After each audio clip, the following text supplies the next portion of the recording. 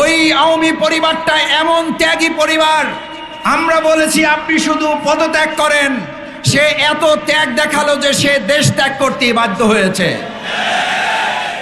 এবং সে এতটা ত্যাগ স্বীকার করেছে যে সে তার সাথে তার দলের সাধারণ সম্পাদক, তার দলের কর্মী, তার দলের কোন পরিবারের সদস্য, তাদেরকে না নিয়ে সে শুধু 14টা সুটকেস নিয়ে হেলিকপ্টারে উঠেছিল। তার প্রমাণ হচ্ছে এই যে তার কাছে দেশের জনগণ এবং দলের কর্মীরা গুরুত্বপূর্ণ নয়, গুরুত্বপূর্ণ ছিল তার কাছে 14টা সুটকেস। তার জন্য সে রাজনীতি করেছিল, জনগণের জন্য সে রাজনীতি করে নাই। মাথায় ওঠে এবং কাঁঠাল ভাঙার রাজনীতি বাংলাদেশে 2024-এর জুলাই আগস্টের গণঅভ্যুত্থানে কবর রচনা হয়েছে। বাংলাদেশ জামাত ইসলামী জনগণের মাথায় উঠবে না। 2025 সালের পর 26-এ যে নির্বাচন হবে, বাংলাদেশ জামাত ইসলামী জনগণকে মাথায় করে নিয়ে ইসলামকে আমরা ক্ষমতায় তুলে দেব। আলহামদুলিল্লাহি রাব্বিল আলামিন, والصلاة والسلام على رسوله الكريم وعلى آله وصحبه أجمعين। বাংলাদেশের স্বাধীনতা সার্বভৌমত্বের অতন্দ্র প্রহরী মহান আল্লাহ রাব্বুল আলামিনের এই জমিনে আল্লাহর আইনের আলোকে সৎ, দক্ষ, যোগ্য লোকের মাধ্যমে একটি উন্নত আধুনিক মডেল বাংলাদেশ বিনির্মাণের প্রত্যয়দীপ্ত কাফেলা বাংলাদেশ জামাত ইসলামী ফুলতলা উপজেলার উদ্যোগে আয়োজিত আজকের এই বিশাল সমাবেশের সম্মানিত সভাপতি, বাংলাদেশ জামাত ইসলামী ফুলতলা উপজেলা সংগঠনের সংগ্রামী আমির জননেতা জনাব অধ্যাপক আব্দুল আলিম, আজকের এই প্রোগ্রামের সম্মানিত প্রধান অতিথি বাংলাদেশ জামাত ইসলামীর সংগ্রামী সেক্রেটারি জেনারেল, বাংলাদেশ জাতীয় সংসদের সম্মানিত সাবেক সংসদ সদস্য, মজলুম জননেতা, একে মানবিক বাংলাদেশ বিনির্মাণের অন্যতম রূপকার, খুলনা অঞ্চলের জন্য শুধু নয় গোটা বাংলাদেশের ইসলামী আন্দোলনের অন্যতম প্রাণ পুরুষ জননেতা জনাব অধ্যাপক মিয়া গোলাম পরোয়ার, আজকের এই প্রোগ্রামে উপস্থিত সম্মানিত বিশেষ অতিথি বাংলাদেশ জামাত ইসলামের সংগ্রামী সহকারী সেক্রেটারি জেনারেল, রাজশাহী বিশ্ববিদ্যালয়ের অ্যালামনাই অ্যাসোসিয়েশনের সম্মানিত নবনির্বাচিত সভাপতি, বাংলাদেশ ইসলামী ছাত্র শিবিরের সম্মানিত সাবেক কেন্দ্রীয় সভাপতি জননেতা জনাব মাওলানা রফিকুল ইসলাম খান, আজকের এই প্রোগ্রামের সম্মানিত অন্যতম বিশেষ অতিথি জুলাই আগস্টের গণঅভ্যুত্থানের অন্যতম পায়োনিয়ার, অগ্রপথিক, অগ্রসেনানী, ছাত্র আন্দোলনের অন্যতম মেধাবী ছাত্রনেতা, বাংলাদেশ ইসলামী ছাত্র শিবিরের সম্মানিত কেন্দ্রীয় সভাপতি ছাত্রনেতা জনাব জাহিদুল ইসলাম, বিশিষ্ট আলেমে দ্বীন বাংলাদেশ জামাত ইসলামীর কেন্দ্রীয় কর্মপরিষদের অন্যতম সদস্য, খুলনা অঞ্চলের সম্মানিত তত্ত্বাবধায়ক শ্রদ্ধাভাজন জননেতা জনাব মাওলানা আবুল কালাম আজাদ, খুলনা মহানগরীর সংগ্রামী আমির জনাব অধ্যাপক মাহফুজুর রহমান সহ বাংলাদেশ জামাত ইসলামী খুলনা জেলার সম্মানিত আমির, ইসলামী ছাত্র শিবিরের সম্মানিত নেতৃবৃন্দ, সম্মানিত সুধীবৃন্দ, সম্মানিত সাংবাদিক বৃন্দ, সম্মানিত ভাই এবং বন্ধুগণ, সম্মানিত ফুলতলাবাসী, মহান আল্লাহ রাব্বুল আলামিনের দরবারে শুকরিয়া আদায় করছি যে আল্লাহ সুবহানাহু ওয়া তাআলা দেশের বিরাজমান এই পরিস্থিতিতে আমাদেরকে এখানে একত্রিত হয়ে কিছু কথা বলার, শোনার এরকম একটি সুন্দর পরিবেশ তিনি মেহেরবানি করে দান করেছেন। আমরা সেই মহান আল্লাহর দরবারে সিজদা অবনত চিত্তে মস্তক অবনত করে শুকরিয়া আদায় করে সকলে বলি আলহামদুলিল্লাহ। সম্মানিত ভাই এবং বন্ধুগণ, বাংলাদেশ জামাত ইসলামী আমাদের এই প্রিয় মাতৃভূমি বাংলাদেশ বিনির্মাণের জন্য একটি উন্নত, আধুনিক, সৎ, দক্ষ, যোগ্য মানুষের মাধ্যমে মানবিক রাষ্ট্র হিসাবে এটিকে প্রতিষ্ঠিত করার জন্য দেশ স্বাধীনের পর থেকে আমরা আমাদের সর্বোচ্চটুকু চেষ্টা দিয়ে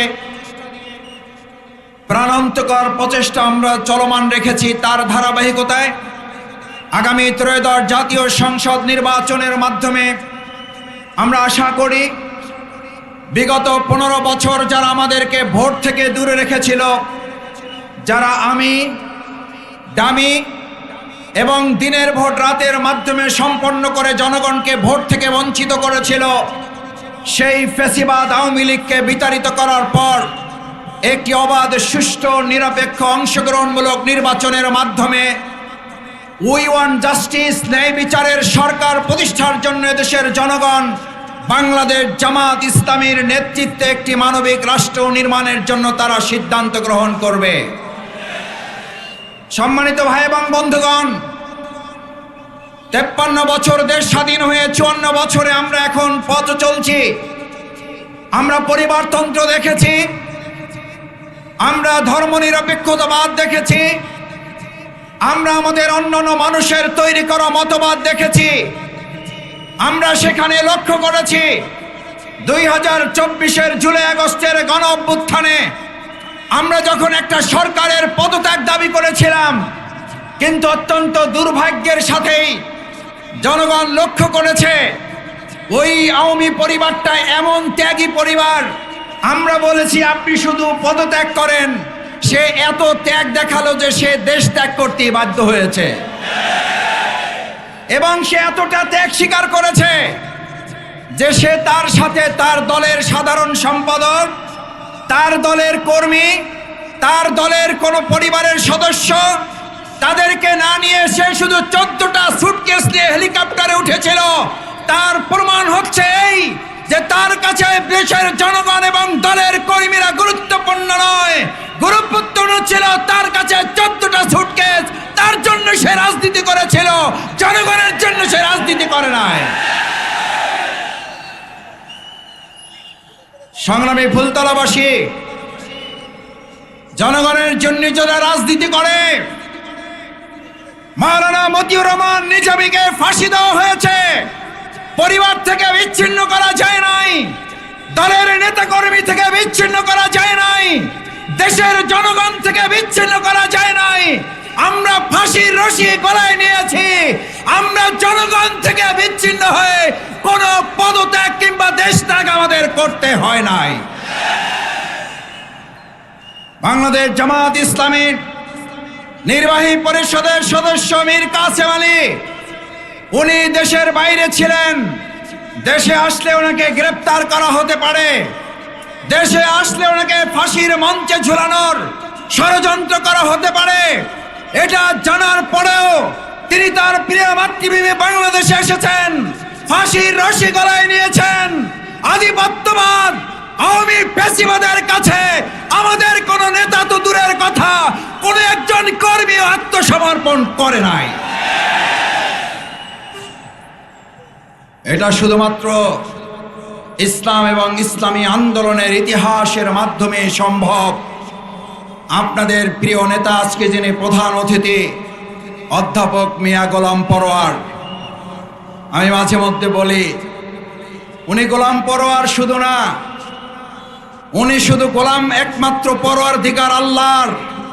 উনি পরোয়ারের গোলাম, উনি ফাঁসির রশির গোলাম না, উনি পরোয়ারের গোলাম, উনি অস্ত্রের গোলাম না, উনি পরোয়ারের গোলাম, উনি চাঁদাবাজের গোলাম না, সন্ত্রাসের গোলাম না। কেউ সন্ত্রাস এবং চোখ রাঙানো দিয়ে পরোয়ারের গোলামকে ভয় দেখিয়ে স্তব্ধ করা যাবে না। আমরা শুনি কেউ কেউ টাকার গরম দেখান, আমরা শুনি কেউ কেউ অবৈধ অস্ত্র, পেশি শক্তির গরম দেখান। পরিষ্কার বক্তব্য, বাংলাদেশের মানুষ অবৈধ অস্ত্র, সন্ত্রাস, ফ্যাসিবাদ এবং জুলুম নির্যাতনের বিরুদ্ধে আবু সাইদ মুক্তরা গুলির সামনে বুক পেতে দিয়ে বলেছিল, এই বুকের ভিতর তুমুল ঝড়, যত পারো গুলি কর। গুলি করাই যুব ছাত্র সমাজকে আগামী দিনে আর কোন গুলি, সন্ত্রাস, অবৈধ কালো টাকার ভয় দেখিয়ে আমাদের কাছ থেকে আর কোন বিজয় ছিনিয়ে যাবে না, যাবে না, যাবে না। সংগ্রামী ভাই এবং বন্ধুগণ, আমি এই ফুলতলায় 2007 সালে সম্ভবত একবার এসেছিলাম আপনাদের সামনে। সেদিনও এই আপনাদের প্রিয় ব্যক্তিত্ব, প্রিয় মানুষ, আমাদের শ্রদ্ধাভাজন নেতা অধ্যাপক মিয়া গোলাম পরোয়ার ভাইকে সামনে রেখে কয়েকটা কথা সেদিনও বলেছিলাম।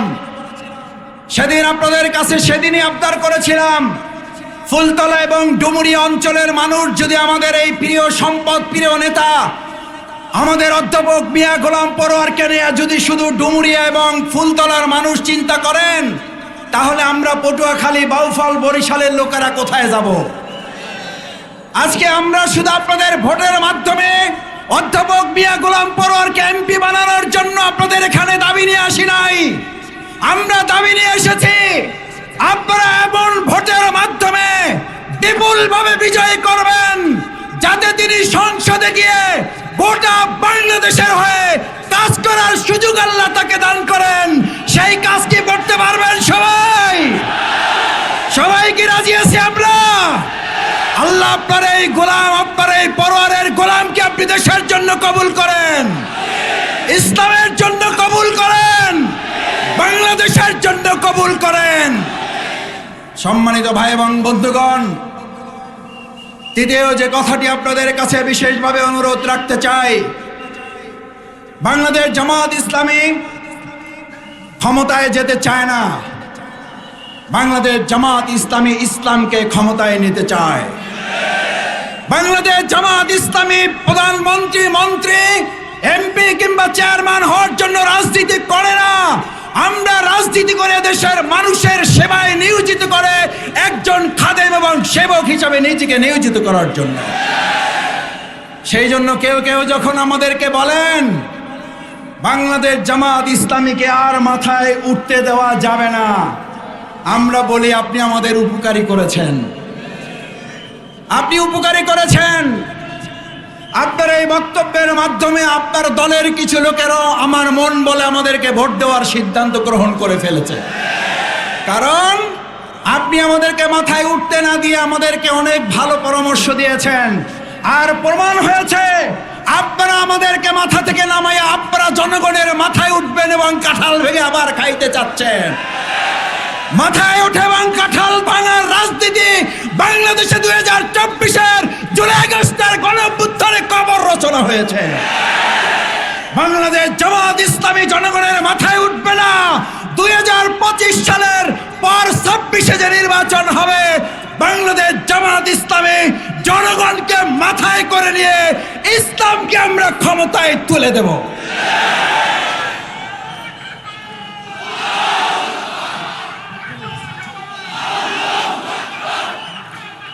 সম্মানিত ভাই এবং বন্ধুগণ, সবশেষ আপনাদের কাছে অনুরোধ করতে চাই, বাংলাদেশ জামাত ইসলামী যুবকদের জন্য আত্মকর্মসংস্থানের ব্যবস্থা করতে চায়।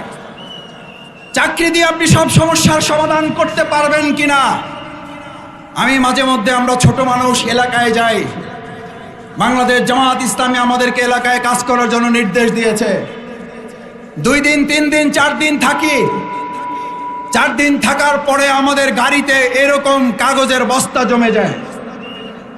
বিশ্বাস করুন, সব যেন নষ্ট না হয়, আল্লাহকে সাক্ষী রেখে বলছি, এমন কাগজের বস্তা যখন জমা নিয়ে গাড়ি থেকে ঢাকায় ফিরে আসি, গাড়িতে আসতে আসতে ভাবি, আল্লাহ, এত তরুণ যুবক, শিক্ষিত, বেকার, এদের কর্মসংস্থানের ব্যাপার আমি শফিকুল ইসলাম মাসুদ, আব্দুর রহিম, আব্দুল জব্বার, আব্দুল করিমের পক্ষে ততক্ষণ সম্ভব হবে না যতক্ষণ পর্যন্ত আল্লাহ আপনার বিধান এই সমাজে কার্যকর না হবে। যে বিধানের কথা আল্লাহ ঘোষণা করে বলেছেন, বিসমিল্লাহির রহমানির রহিম, ওয়া মান ইয়াত্তাকিল্লাহ ইয়াজআল লাহু মাখরাজান ওয়া ইয়ারযুকুহু মিন হাইসু লা ইয়াহতাসিব। আল্লাহ বলেন, যখন আল্লাহওয়ালা কিছু মানুষেরা, খোদা ভীরু কিছু মানুষেরা এই সমাজ এবং রাষ্ট্র বিনির্মাণের কার্যক্রমে তারা ভূমিকা পালন করবে, আল্লাহওয়ালা খোদা ভীরু মানুষের হাতে নেতৃত্ব তুলে দেওয়া হবে। আল্লাহ বলেন, ইয়াজআল লাহু মাখরাজান, তোমার ওই সমস্ত চাকরি বাকরি আর ওই সমস্ত 2টা ইন্ডাস্ট্রি, এগুলো তোমার চিন্তা করতে হবে না। ওয়াইয়ারযুকহু মিন হাইসু লা ইয়াহতাসিব। গাড়িতে যখন ভাবি আল্লাহর কাছে বলি, আল্লাহ আপনি তো আমাদের সেই মহান রব, আপনার বিধান কার্যকর করার জন্য আমরা আপনার গোলাম হয়ে কাজ করছি। আপনি চাইলে যে কোনো জায়গা থেকে আমরা যা কোনোদিন কল্পনা করতে পারি নাই, সেখান থেকে আমার এই তরুণ যুবকদের জন্য আপনি উত্তম রিজিকের ব্যবস্থা করতে পারেন। তিনি কে? তিনি কে? তিনি কি জাতিসংঘের মহাসচিব? তিনি কি কোনো প্রধান উপদেষ্টা? তিনি কি প্রধানমন্ত্রী? তিনি হচ্ছেন মহান আল্লাহ রব্বুল আলামিন। আমরা সেই আল্লাহর বিধান কার্যকর করলে, আল্লাহর বক্তব্য হচ্ছে তারপরেই বলছেন, ইন তাত্তাকুল্লাহ ইয়াজআল লাকুম মিন আমরিহি ইউসরা। আল্লাহকে ভয় করে তোমরা কাজ করো, আমি আল্লাহ দুনিয়ার সমস্ত কাজ তোমাদের জন্য সহজ করে দেব। বাংলাদেশ জামাত ইসলামী এটা বলে না, এটা অহংকারের পর্যায়ে পড়ে। অধ্যাপক মিয়া গোলাম পরার সব সমস্যার সমাধান করে দিতে পারে, শফিকুল ইসলাম মাসুদ, মাওলানা রফিকুল ইসলাম খান সব সমস্যার সমাধান করে দিতে পারে। আমরা বলি সব সমস্যার সমাধান, সব সমস্যার সমাধান, সব সমস্যার সমাধান বাংলাদেশ জামাত ইসলামী। আমি আমার বাপের কথা বলে এখানে ভোট চাইতে আসি নাই। বাংলাদেশ জামাত ইসলামী আমরা কোন নেতার কথা বলে ভোট চাইতে আসি নাই। বাংলাদেশ জামাত ইসলামী তাদের তৈরি করা গঠনতন্ত্র কোন মতবাদের ভিত্তিতে ভোট চাইতে আসে নাই। বাংলাদেশ জামাত ইসলামী ভোট চাইতে এসেছে সব সমস্যার সমাধান। আসুন বাংলাদেশ জামাত ইসলামীর মতো করে আপনি আপনারা যারা আছেন তারাও যদি আল কোরআনের ভিত্তিতে কাল থেকে কথা বলেন, বাংলাদেশ জামাত ইসলামী আপনার সাথে কাঁধে কাঁধ মিলিয়ে কাজ করতে আমরা কি প্রস্তুত আছি না নাই? আসুন, সেই কোরআনই হচ্ছে সমাধান। যেই কোরআন জাহিলি মদিনাকে সোনার মদিনা করেছিল, ওই কোরআনকে সামনে রেখে বাংলাদেশ জামাত ইসলামী যদি কাজ করে, তাহলে এই ফুলতলা সোনার ফুলতলা হবে না? হবে না? এই ডুমুরিয়া সোনার ডুমুরিয়া হবে না? হবে না? আমার প্রিয় মাতৃভূমি বাংলাদেশ সোনার বাংলা হবে কিনা? হবে না? সেই কোরআনের আলোকে সোনার বাংলা বিনির্মাণের জন্য কারা রাজি আছেন? কারা রাজি আছেন? আমরা কোরআনের বিজয় না নিয়ে কেউ ক্লান্ত শ্রান্ত নিস্তব্ধ নিথর হয়ে ঘরে ফিরব না। আল্লাহ আপনি হাতগুলো কবুল করেন, আরশে আজিমের ক্যামেরায় হাতগুলো বন্দি করে কাল কিয়ামতের দিন এই হাতগুলো দেখে দেখে আমাদেরকে জান্নাতে দাখিল করে দিয়েন।